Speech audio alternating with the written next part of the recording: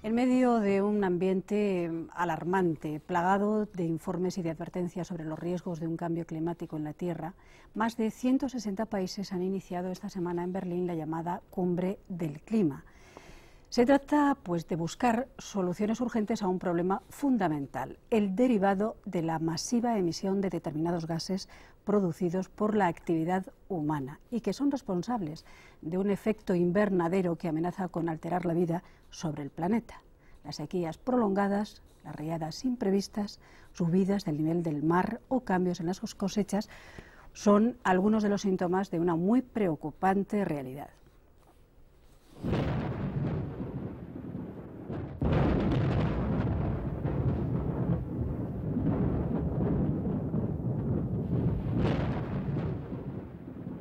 La repercusión de los mayores desastres naturales sobre el medio ambiente ha quedado sobrepasada por los efectos de la agresión del hombre. Los daños causados a nuestro planeta por la actividad industrial están dejando sentir dramáticamente sus consecuencias. La Tierra empieza a acusar un calentamiento y el anunciado cambio climático se presenta como una amenaza para el futuro inmediato de la humanidad.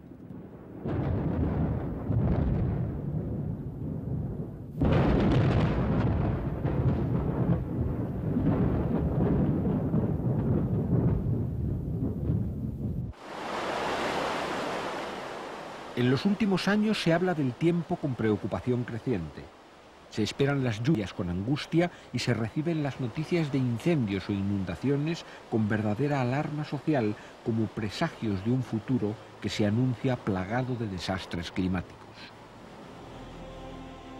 Sucesos como las inundaciones en Holanda, el desprendimiento de gigantescos icebergs de la Antártida o las constantes sequías de África han sembrado en todo el mundo la preocupación por la evolución del clima global de la Tierra.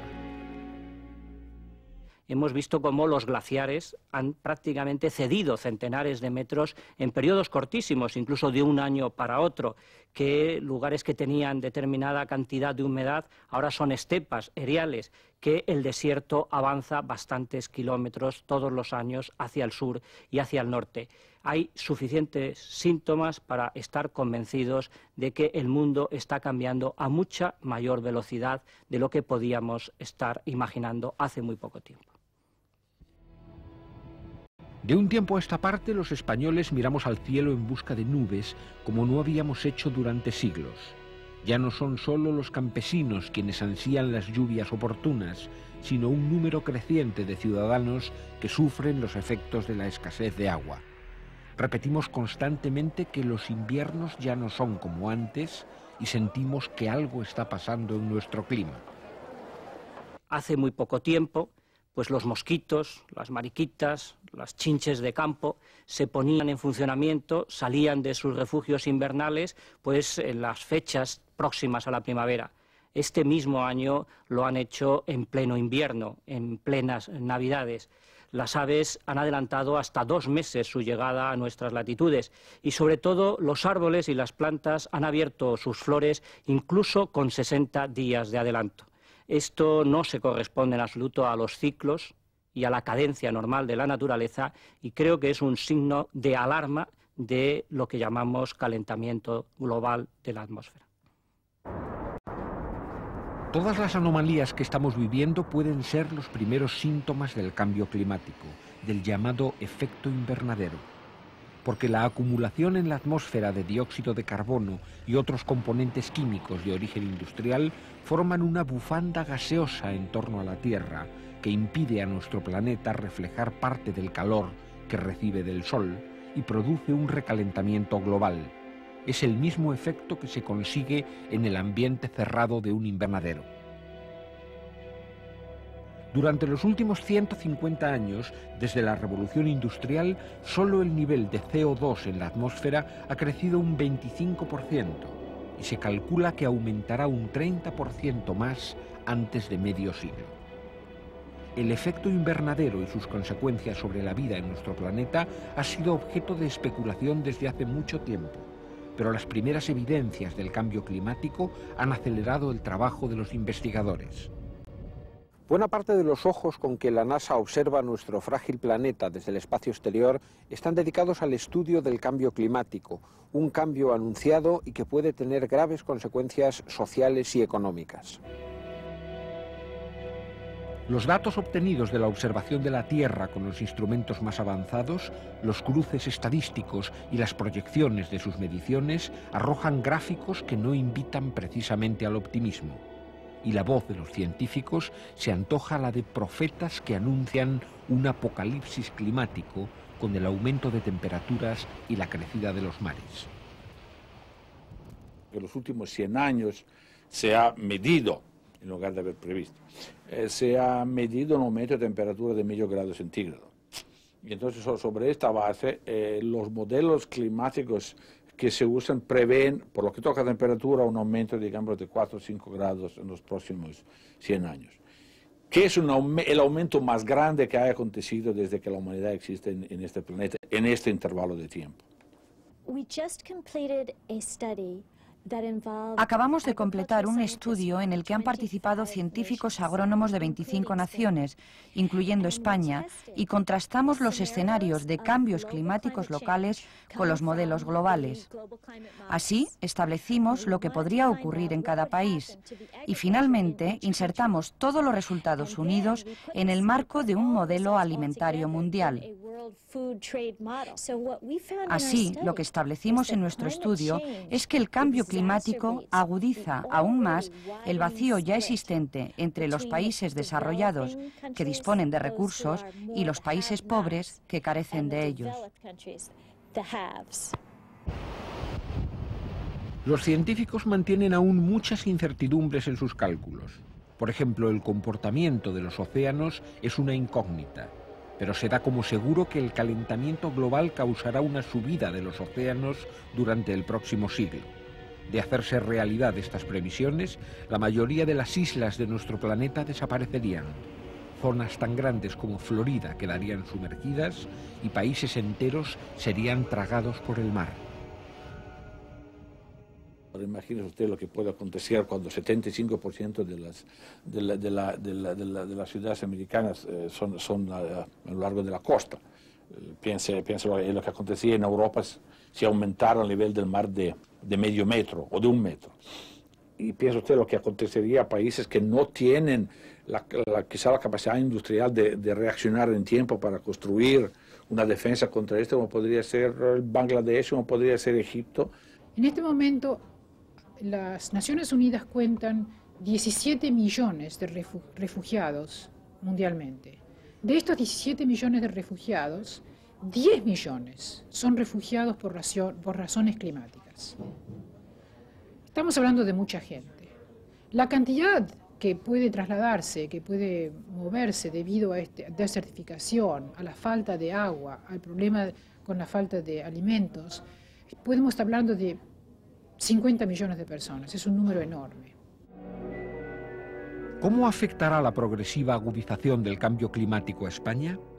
La primera voz de alarma la dio 5 años atrás el profesor británico Ian Woodward, afirmando que desaparecerá la 1/4 parte de nuestra cubierta forestal y que 3 millones de hectáreas boscosas se reducirán a matorrales, que desertificación y salinización se sumarán en regiones costeras como las rías gallegas y que la subida del nivel del mar cubrirá todas las marismas, desapareciendo zonas como el delta del Ebro, la Albufera valenciana o la desembocadura del Guadalquivir. Todo ello a lo largo del próximo siglo, pero otras consecuencias menos dantescas empezarán a manifestarse de modo inmediato. En estos instantes se puede decir que la totalidad del paisaje vegetal está literalmente enloqueciendo por una falta de humedad, que buena parte de los árboles y de las comunidades botánicas de nuestro país están perdiendo su capacidad de defenderse frente a los agentes patógenos y que si no contamos con una primavera muy lluviosa podríamos enfrentarnos a una destrucción de esa parte viva del paisaje sin precedentes, a una devastación bastante más seria y grave que la que han supuesto los incendios forestales en años pasados. Cada año España lanza a la atmósfera 256 millones de toneladas de CO2 y esta cantidad tiende a aumentar. Una quinta parte de nuestro país sufre una erosión grave y durante los últimos 35 años han ardido casi 2,5 millones de hectáreas de arbolada. Todo ello supone aportaciones a un cambio climático cuya amenaza todavía no ha despertado inquietudes políticas. El cambio climático en España puede tener muchas implicaciones en todos los sectores de la economía, en la agricultura fundamentalmente, porque variaciones de temperatura y de precipitación tienen un efecto muy importante en la rentabilidad de los cultivos y qué cultivos se pueden adaptar a distintas zonas. Una disminución de las precipitaciones en muchas regiones de España podría tener consecuencias importantes en la disponibilidad de agua, sobre todo para regadío. Por ejemplo, este año se van a regar casi la mitad de las hectáreas que el año pasado debido a restricciones de agua. Esto podía incrementarse. Las regiones costeras se verían muy afectadas por un aumento del nivel del mar, la salinización de los terrenos en zonas costeras, que afectaría a muchas zonas de producción de arrozales en nuestras costas, se vería muy afectada. Según el informe presentado por España en la Convención Marco de Naciones Unidas, el cambio climático amenaza a nuestro país con la reducción del potencial agrícola, un aumento de la erosión y un mayor riesgo de plagas. El agua será cada vez más escasa y de peor calidad. Disminuirá la producción hidroeléctrica, crecerá el número de incendios, avanzará la desertificación del sureste peninsular y la subida del mar pondrá en peligro nuestras costas. El informe español supone un reconocimiento oficial de los peligros del cambio climático, sobre los que los ecologistas han dado repetidas voces de alarma.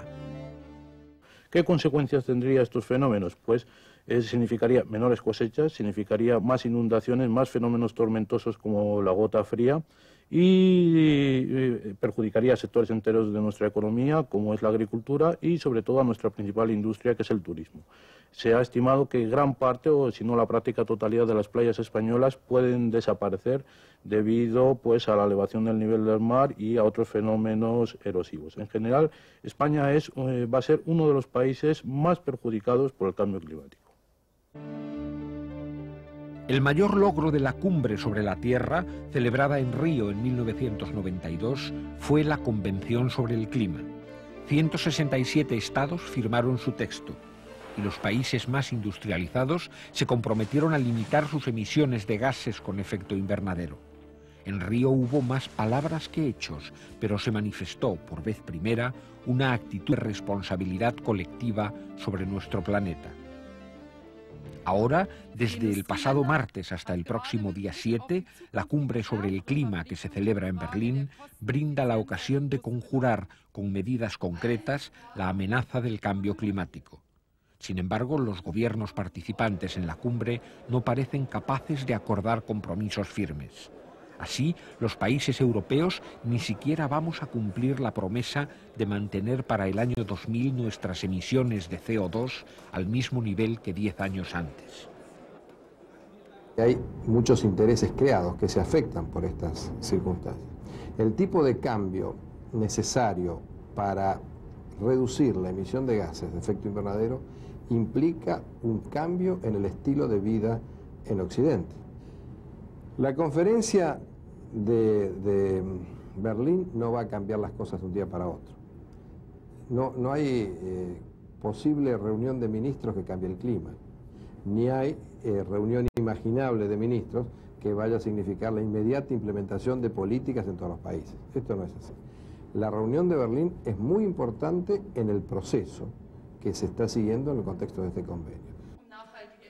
Tras los discursos huecos de la cumbre de Berlín, queda patente la inexistencia de una voluntad común para hacer frente a la mayor amenaza de la historia, pero también la esperanza de que la opinión pública tome conciencia del problema.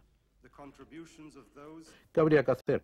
Pues básicamente aumentar la eficiencia energética, aumentar la penetración de algunos combustibles fósiles que proporcionalmente contaminan menos que otros, como es el caso del gas natural, es decir, menos petróleo, menos carbón, más gas natural y, sobre todo, más energía renovable. Limitar la emisión de gases con efecto invernadero contradice los intereses de grupos económicos tan poderosos como las grandes compañías energéticas, especialmente las petroleras. Sin embargo, también están en juego los intereses de cada uno de los habitantes de la Tierra y de quienes habrán de recibirla como herencia nuestra, porque la amenaza del cambio climático empieza a ofrecer evidencias a cuantos pasan su mirada por los paisajes que nos rodean.